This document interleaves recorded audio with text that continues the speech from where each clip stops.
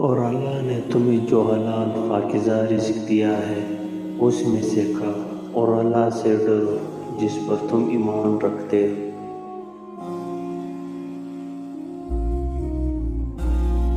لوگوں کے حساب کا وقت قریب آ گیا ہے، جبکہ وہ غفلت میں بڑے ہراس کر رہے ہیں۔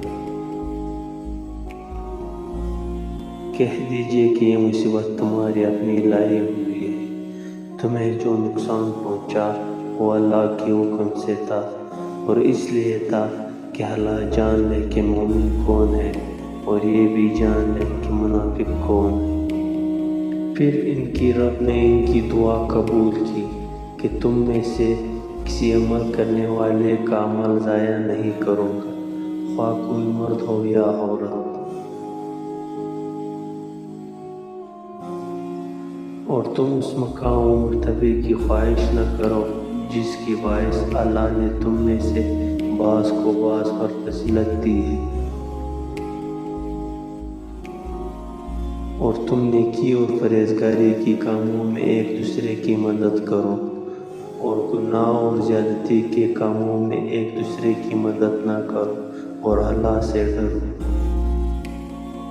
بے شک میرا رب نہایت باریک بینی سے جو چاہے تدبیر کرتا ہے، بے شک وہی حلیم حکیم ہے۔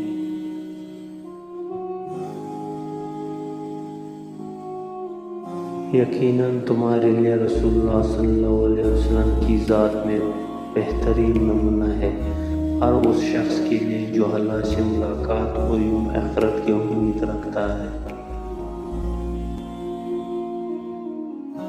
اے لوگو، یقیناً یہ رسول صلی اللہ علیہ وسلم تمہارے رب کی طرف سے حق لے کر تمہارے پاس آیا ہے، لہٰذا تم ایمان لاؤ، یہ تمہارے لیے بہتر ہوگا۔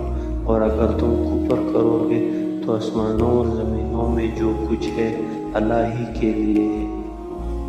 اللہ اونچی آواز میں برائی کی بات کرنے کو پسند نہیں کرتا،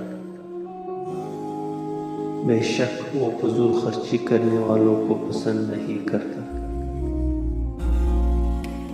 اور اللہ کافروں کو مومنوں کے خلاف ہرگز کوئی راستہ نہیں دے گا۔